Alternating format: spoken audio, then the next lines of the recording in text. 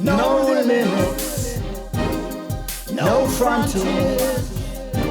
Take the risks and hunt the new.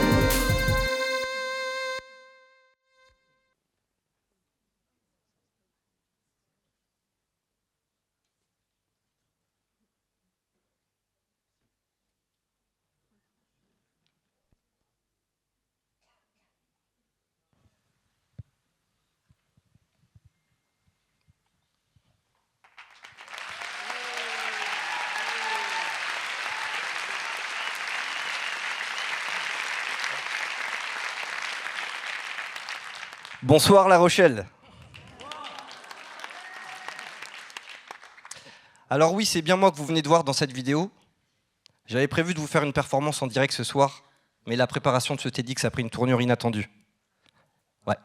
Il y a moins d'un mois, en pleine préparation de ce TEDx, j'ai fait un faux mouvement, résultat, hernie discale. Alors une hernie discale, c'est quoi? C'est en bas du dos, c'est entre des vertèbres, il y a un petit coussin, et là, il y a un mec énervé qui pousse sur ton nerf sciatique. Du coup, j'ai mal. Alors, vous inquiétez pas, j'ai eu le temps de réfléchir à une solution juste avant de commencer.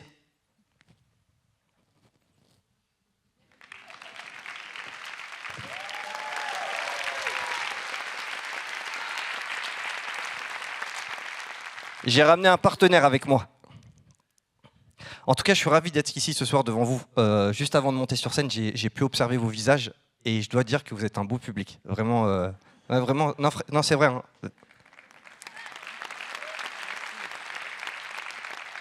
Il y a des beaux sourires, il y a de belles lunettes, parfois les deux. Tenez-vous, madame, par exemple, vous êtes magnifique. Belles lunettes, beau sourire, belle dentition. Après, on voit que vous avez une bonne mutuelle. Vraiment, c'est... Mais ce n'est pas pour ça que je suis là ce soir. Je suis ce qu'on appelle un artiste. Du moins, je me sens artiste. Que ce soit sur scène, devant ou derrière la caméra, pour des clips, des séries et même au cinéma, c'est la place où j'ai toujours voulu être. Et à un moment donné, j'ai aussi été ce qu'on appelle un artiste de rue. C'est de cette période dont j'aimerais vous parler ce soir. C'est un chapitre qui m'a marqué, qui m'a formé. Alors, vous avez forcément déjà croisé un artiste de rue, que ce soit pendant vos vacances ou en ville. Ça peut être quelqu'un avec un poste qui danse.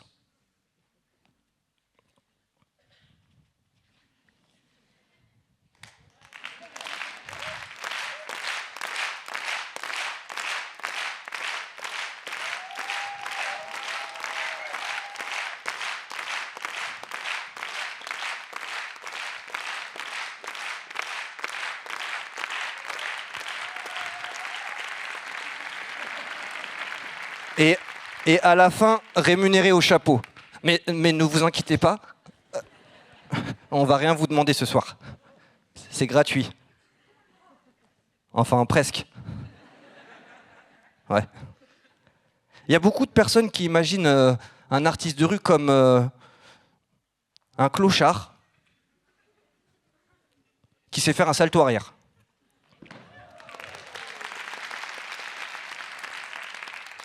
Voilà, c'est comme ça que mon entourage me voyait quand je leur ai dit que j'allais faire des spectacles de rue. J'ai arrêté les spectacles de rue pour la simple et bonne raison que dehors il fait froid, ouais. On est beaucoup mieux sur scène. Plus sérieusement, en 2018, avec mon groupe Surprise Effect, nous avons remporté le pavé d'or du Festival international de Vevey en Suisse des artistes de rue. Voilà.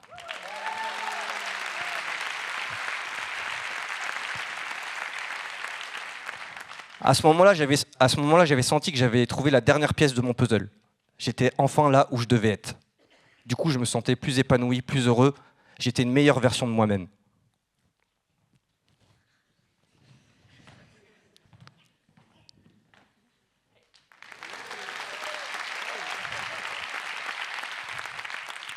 Ce mouvement que vous venez de voir, pour moi, c'est un diplôme.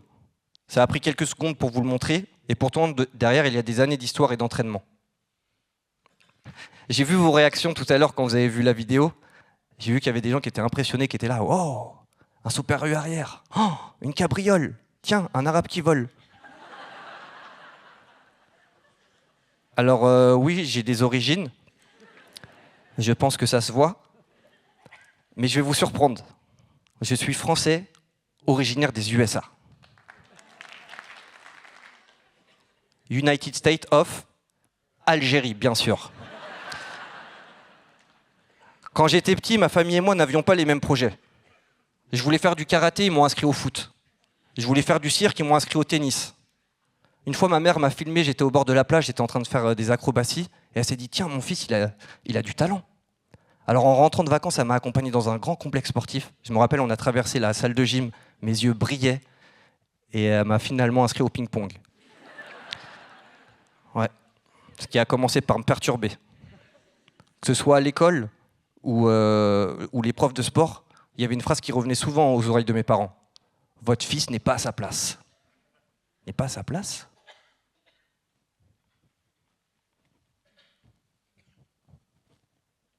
Bon, ma mère elle m'a dit d'arrêter tout de suite.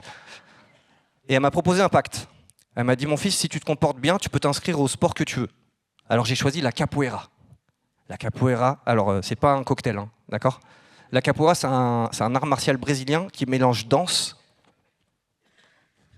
combat et acrobatie. Ah ouais. Ouais, je peux pas. Parce qu'il y a un mec énervé qui pousse sur mon nerf sciatique. Et sans le savoir, même si pour elle c'était pas sérieux, ma mère elle venait de me mettre sur mon chemin, le chemin où j'ai toujours voulu être, celui qui m'a conduit à l'endroit où je suis aujourd'hui. J'ai commencé par faire de la capoeira, je suis devenu plus sociable, plus intéressant. J'aimais mes tâches quotidiennes. Puis j'ai enchaîné par le breakdance et fini par le martial art tricking, une discipline qui regroupe tout ce que j'aime. Les acrobaties libres et les arts martiaux. Puis j'ai voulu en faire mon métier, mais là mon entourage m'a dit « tu devrais trouver un vrai métier ». Ouais. Alors, ils ont commencé à me décourager, j'ai même des amis qui ont essayé de me faire peur. D'ailleurs, j'en ai un, il est exceptionnel. Il voit le mauvais côté des choses partout. Ouais, on en connaît tous un. Ouais. Une fois, j'étais à l'île de la Réunion, j'étais posé sur des rochers avec lui. Il y avait l'océan Indien devant nous, un beau coucher de soleil. Et je lui ai dit, tu sais quoi, je vais aller plonger.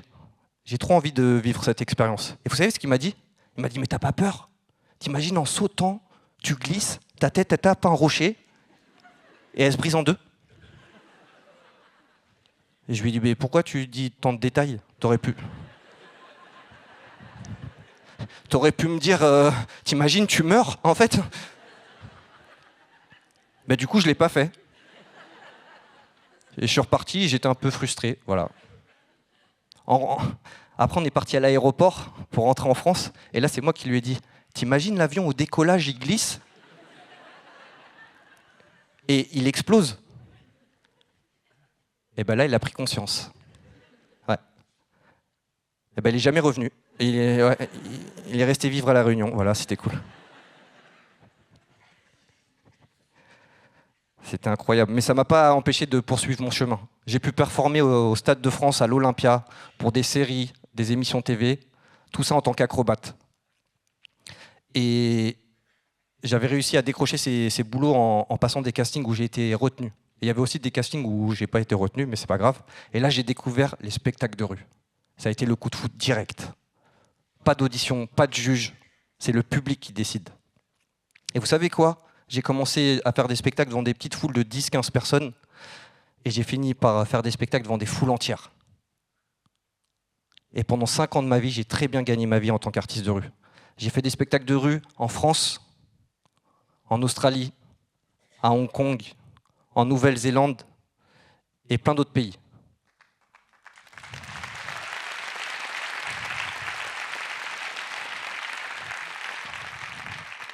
Après ces 5 dernières belles années, quand je suis rentré en France, je me suis dit, c'est fou quand même, il y en a qui nous comparent à des clochards.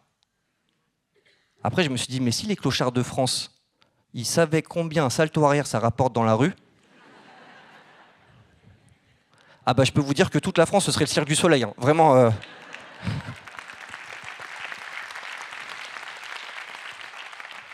Après, je vous rassure, moi je viens de Paris, il n'y a pas de soleil, mais c'est bien le cirque là-bas. Vraiment, c'est... J'aime bien les applaudissements timides comme ça. C'est... On dirait le bruit d'une fessée. Bon, c'est pas grave.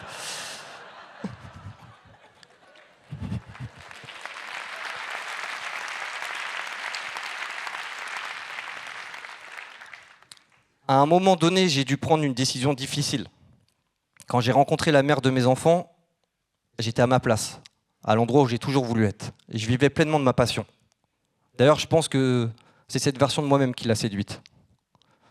Pourtant, au fil des années, c'est aussi cela qui l'a dérangée. Elle pensait avec les meilleures intentions du monde que pour le bien de notre famille, je devais m'éloigner de mon art. Elle m'a demandé de changer de trajectoire. Elle imaginait sûrement que d'autres choix, on va dire, plus conventionnels, seraient plus sûrs et plus stables pour notre famille, pour notre avenir. Je vais vous dire la vérité, mesdames et messieurs, j'ai plus de 20 ans d'acrobatie, je ne me suis jamais blessé. J'ai voulu travailler à Franprix, je me suis fait un limbago le premier jour. En voulant porter une boîte de thon. Voilà. Elle a essayé de me dériver de ma voie, et sans le vouloir, sa demande a commencé à m'éloigner de moi-même. Et j'ai commencé à sentir cette pression d'avoir changé. Une fois de plus, j'étais plus moi-même. Je me sentais moins épanoui. C'est comme si on demandait à un surfeur d'arrêter de faire du surf pour faire du stand-up paddle. Alors, j'ai rien contre le stand-up paddle. Il y a bien des gens qui jettent des poids sur de la glace et qui balayent.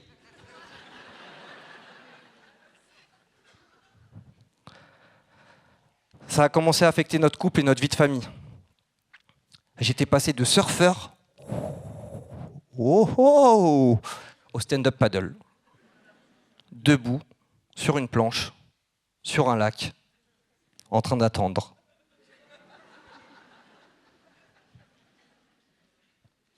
Là, j'ai commencé à m'ennuyer et je me suis dit, tiens, si je faisais des blagues.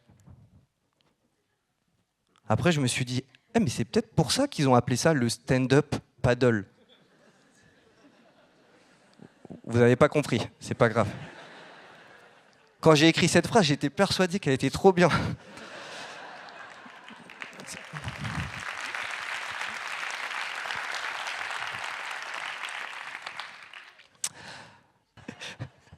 Oui, du coup, j'ai commencé à devenir inintéressant, à perdre le goût des choses de la vie quotidienne.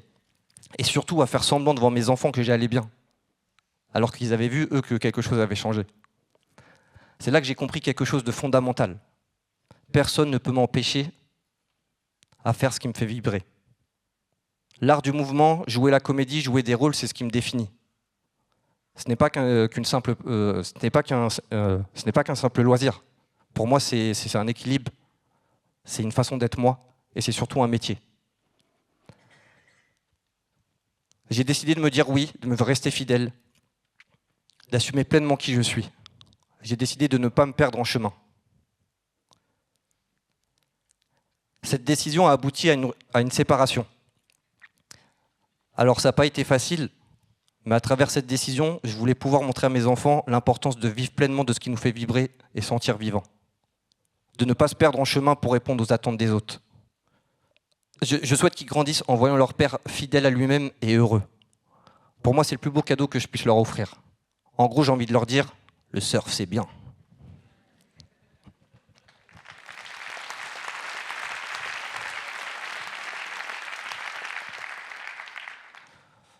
Vous savez, ma récompense, c'est mes 2 enfants. J'ai 2 petits garçons, Naïm et Ismaël. Franchement, je les adore, je les aime. C'est mes amours. Et ma grande victoire, c'est quand mon fils il vient me voir avant de dormir, il me dit « Papa, tu m'apprends à faire un salto arrière ?» Non, parce que c'est vrai, on ne connaît pas d'enfant qui va voir son père le soir et lui dire « Papa, tu m'apprends à faire un fichier Excel ?»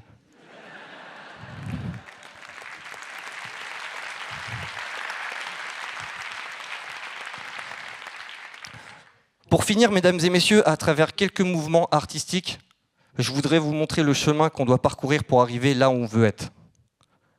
Clément ? On peut l'applaudir.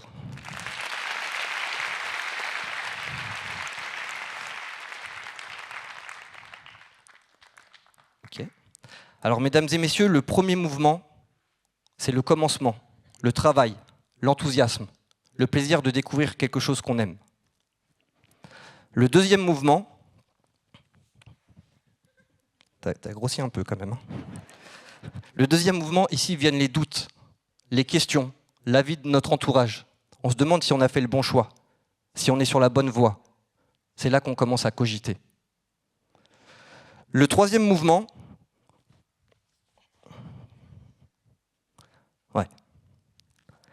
Ici vient la peur. On se retrouve bloqué, paralysé par cette frontière invisible qui nous sépare, nous, de notre but final. On se demande si on est capable de franchir cette frontière. Et le quatrième mouvement, c'est la libération, l'accomplissement. Ici, on laisse les doutes, les peurs, on laisse tout derrière nous pour franchir cette frontière. T'es prêt ? Attends. Ouais. Est-ce que tu veux bien m'accompagner dans mon but ?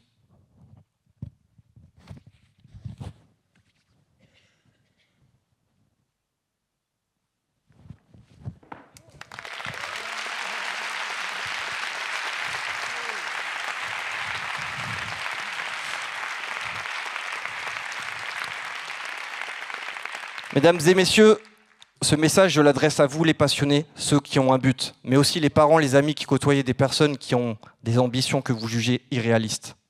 Pour les passionnés, il est important que vous y allez. Pour les parents, les amis, ne ralentissez pas ceux qui ont un but. Accompagnez-les et vous découvrirez la meilleure version d'eux-mêmes. Et eux verront la meilleure version de vous-même.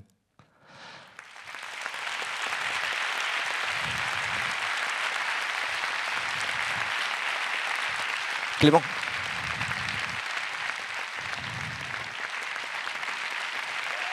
Franchissez cette frontière. Merci La Rochelle.